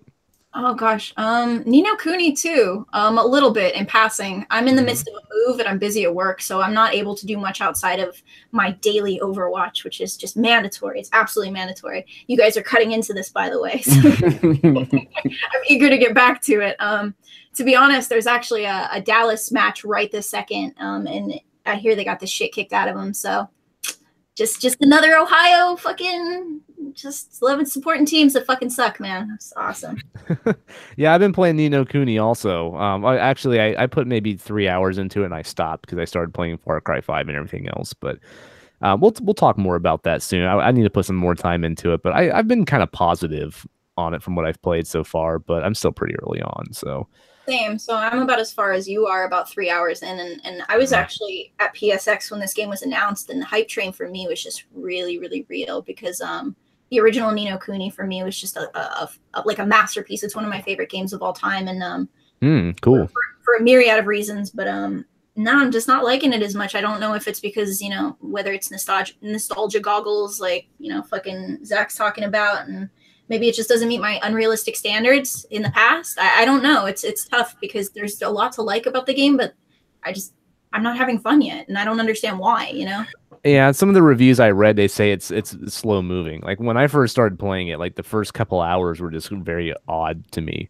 Like you're like a president in a limo, and all of a sudden a bridge gets attacked by missiles, and your car flips over, and all of a sudden you wake up in a magical kingdom with a kid with cat ears, and now all of a sudden you're going to stop everything that's happening, all this weird shit that's going on, and you're just going to help this king rise to power. And it's just like, what the hell is going on here? I honestly think that's really interesting. That's one of the things I like the most about it is so far, at least the plot, but it's just, I don't know what it is. It's just, I'm just waiting for it. Oh, you're absolutely right. It's a total JRPG. It's just taking hours and hours and hours to get to, that plateau where I can start having fucking fun and stop reading. So it was the moment that I met the Tani character and like the whole like band of misfits in the canyon or whatever was when the game started kind of pick up for me, and that's where I stopped, was after that moment where I saved her. I see. So I feel like maybe it's going to get better from there, but I haven't picked it back up yet. I'm a little further than you, and I'm still waiting for it to get, to pick up a little bit of speed. But the combat system's really fun. It's really easy for me to lose a couple of hours just playing it, and I just want it to be a little more fun for me personally. And I think that's just because I haven't committed enough time yet. So yeah. Well, we'll get back to that one for sure. I definitely know I want to. So now, Zach, you already spewed on about how great Horizon Zero Dawn is and everything. Do you have anything else you want to talk about this week? Nothing really. Nah, that was pretty much where I put the majority of my time this week was on Horizon Zero Dawn. By the way, that game is still really good. Yes, that game's like really good. Breath of the Wild. It's no Bloodborne, but it's damn close. It is no Bloodborne. You're correct, but no, it's a great thing. My go-to just kind of waste time game is still There Are Billions.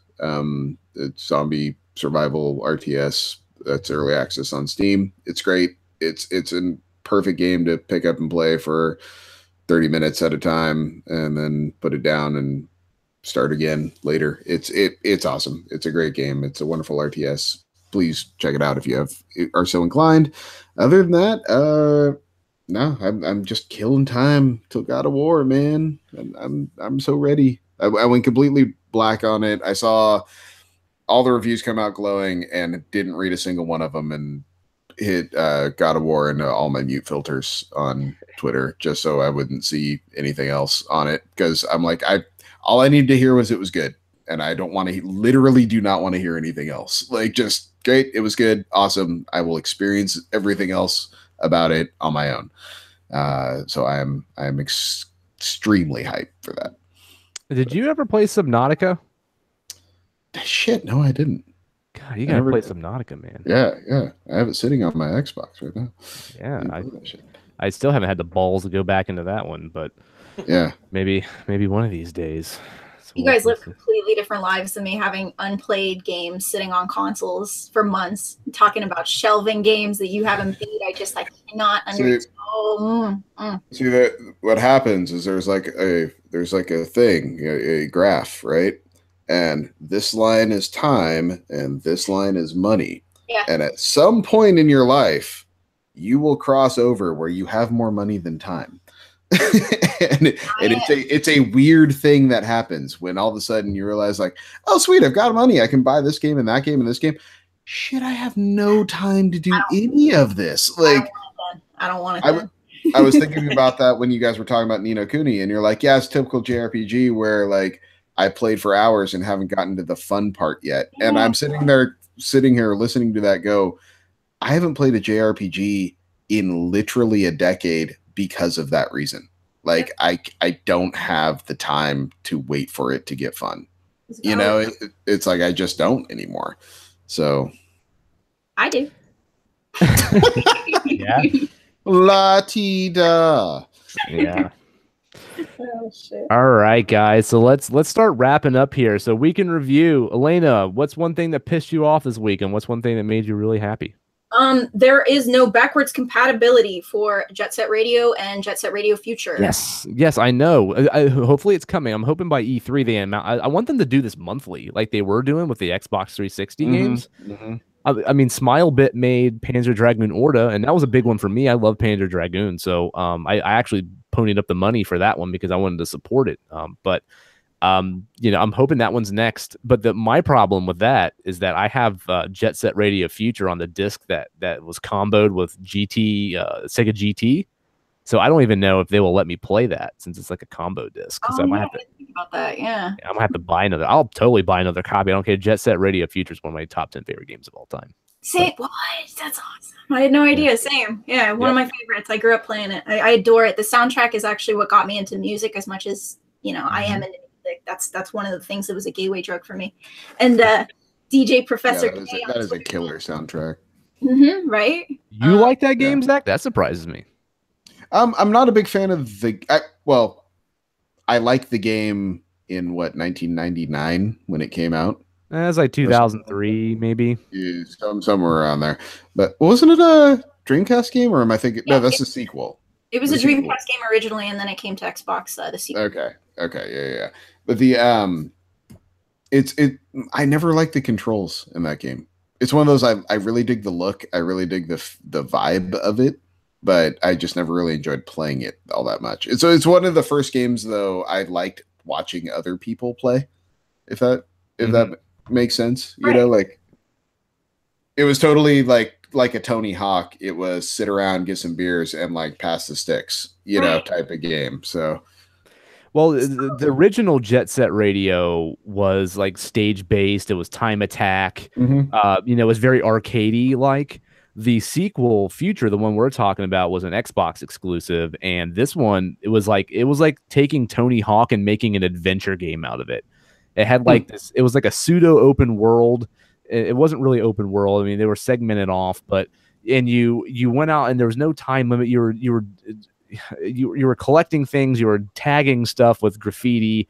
There was nothing like keeping you like on a string really. Like you had a lot more freedom and there was no time limit and stuff. It was like taking an extreme sports game and making an adventure game out of it. And it had an amazing soundtrack. I love that game to death. I really hope they put that on that Xbox One X or Xbox One and all that stuff. So what made you happy this week?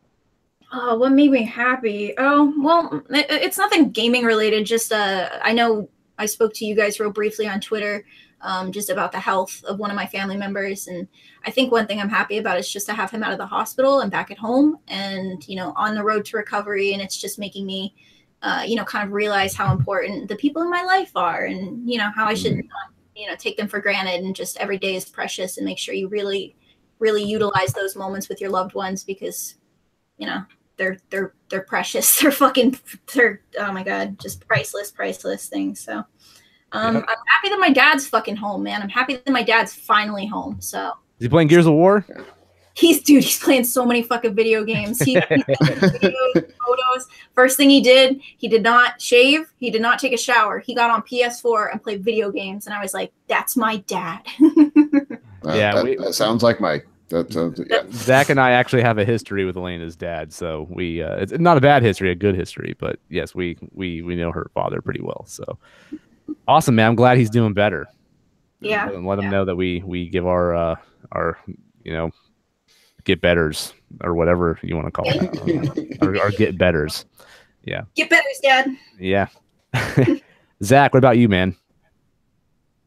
I don't know, like not a lot pissed me off this week. I mean, I rolled my eyes pretty hard when I saw that Spyro's getting a trilogy. Don't go there. Come on, you already fucked with Breath of the Wild. Don't go with Spyro too, man. Don't break my heart. Well, I mean, but it's not Spyro specifically. It's more that like just all this fanfare around yet another redo, where it's like we're deep into this console generation. Stop just trotting out old shit. Like, can we just have new things? Make something new at once, please.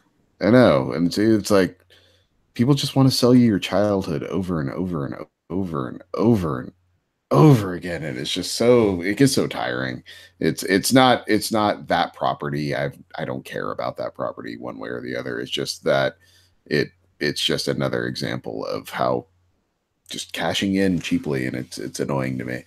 As far as things that are happy, getting confirmation that my copy of God of War is coming this week. Okay. It was my daughter's first birthday, and we had an amazing party, and everything somehow worked out. It was like we have so many people coming into my house, and kids, and chaos, and food, and drinks, and just nuts, and it all worked somehow. And my daughter looked beautiful in her little dress, and it was an amazing day. And so that was just somehow it all worked, and I was very, very thankful for it. So awesome, that was man. thing. Awesome. What made me happy this week? Probably that Shenmue announcement, man. That was a long time coming for me. So you know what? Shenmue. That made me happy for you. Yeah. Like, yeah. Legitimately, I saw that and was like, oh, I bet Josh is thrilled. Yes, I was. I was very much thrilled. What pissed me off this week is fucking Cliffy B again, man. That guy. Yeah. So he went on this Twitter rant about Epic stealing his employees for his company boss key. I honestly think that he's just salty because his studio's not doing so hot, and his employees are going off to better opportunities. You know, like, are you thinking about your employees, buddy? Because I don't think you are. And that just made him look really bad. I mean, the way he acts makes him look bad anyways. But just seeing that you're the CEO of this company and you're mad that these people that you having these relationships with are going off and doing better things. They're hopping the Epic because Epic's the hotness right now. You know, they're doing much bigger and better things, and your studio's barely staying afloat, man. They need jobs. You know, they need steady income. They need, you know, careers. And I don't blame them. You know, so stop being a turd. That's my thing that pissed me off this week. No, awesome. Shannon, what about you, man? Let me see. Let's start with the bad. We'll go back to Xenoblade Chronicles 2. You know, why did I put so many hours in is probably a question a lot of people are asking. And it was specifically because I wanted to get all the rare blades before I went into the final boss battle. I wanted you know, Cosmos was in there and a bunch of other properties from some of their other games. So I was sitting there trying to get all these blades, and then I started doing my research, and depending on like a random lottery setup, there's like 3 choices that you can get when your game starts, and it all depends on like your first random summon, like what rare blade you get. And then based off of that, later on in the game, when you get towards the last couple blades, you have like a 0.1% to 0.01% chance of getting some of the really rare blades. So I spent a lot of time trying to get the rare crystals and trying to get all of those people set up and maxed out. And I finally just said, screw it. So that is what pissed me off, is finding out that I'm probably never going to get the blades that I want. And I just had to put the game down right. And you're not going to get that time back either. That 300. Yeah, pretty much. And you have to go through the game a second time to get the final bosses you can get as blades. So if you want them, you have to go back and play it a second time. And I didn't know that. So there's literally 0 chance I'm going to go back to that game. So that kind of pissed me off. As far as good things, you know, probably finally starting this podcast with you guys is pretty awesome, and I'd probably have to give a huge shout out to my wife Maggie and my son for allowing me to go on this venture with you guys. That's pretty awesome. And finally, other than that, I've been watching Final Space on TBS. I don't know if any of you guys like animated TV shows, but it's kind of in the same vein as Elena's like, I'm writing this down. Yeah, as it's kind of like, I don't know, it's a pretty good animated show. A lot of dark humor, slapstick. It's probably, I think there's 2 episodes left before the season finale. So if you have Comcast or any of your services, you could probably watch it. It's pretty freaking amazing. I love it. So that's what I'm happy for this week. Awesome. Sounds good. All right, guys, let's wrap this thing up. Now, Twitter plugs. Let's go around and let everyone know how you guys can be reached. Now, for me personally, I am running the Twitter account for us. So that Pixel Life, that is where you can find me. Obviously, we all have access to that Twitter account, but I'm the one primarily on there. So if you need to get a hold of me, tweet us at that Pixel Life. Now, Zach, what's your Twitter handle, man? How can people get a hold of you? That would be Zackal, which is Zakal, which is also my Xbox gamer tag, if you want to find me on there. Yeah, hit me up if you got any feedback. I'd love to hear it. So you can get at me there. Awesome. How about you, Elena? You can reach me at Twitch and Twitter at honeybakedhella, .twitter/ /org. I think you gave him enough info. Yeah, fight me. Let's go. Yeah, you point him in the right direction. You're good. So yeah, if you guys have anything to say, if you have any constructive criticism, I'd really appreciate it. So awesome. What about you, Shannon? Yeah, you can reach me at Schmore0317 on Twitter. I'm new to the Twitterverse. The Twitters is not something I'm used to or good at, so pardon some of the technical difficulties of me responding to you. I am trying. It's going to happen. I'm old. Technology tackles me. Zach knows more than me about Twitter. He was talking earlier about muting. Muting. Dude. How do you do that? I want to do that for Taylor Swift. How do you do that? It's a setting. You just got to go and it's in your settings. Find mute keywords, and then anytime someone says it, you'll never see it. It's I'm great. such a filthy, lazy millennial, man. I just don't. And also, if people are annoying you or bugging you, you can just mute them. I don't have to block them. No, I find muting better than blocking because they just now are screaming into the nothing verse. That's Twitter. I don't know that I never see it, and it's great. Yeah, I mute a lot of people too. So Wow. I have to learn how to use Twitter. yeah, like the little Mhm. dots like by their profile or whatever, you just click that and there's a mute option. Nice. But Yeah. yeah, dude, I need these guys to get at me, so I can grow as a podcaster. So let me know if anything I can improve on. If you need me to slow down, you want me to stop slurring my speech, you want to see more of these awesome muscle tees on the webcast, just let me know. Stop drinking so heavily, Shannon. I don't know. Whatever. I can't help it. I'm Irish. I can't help it.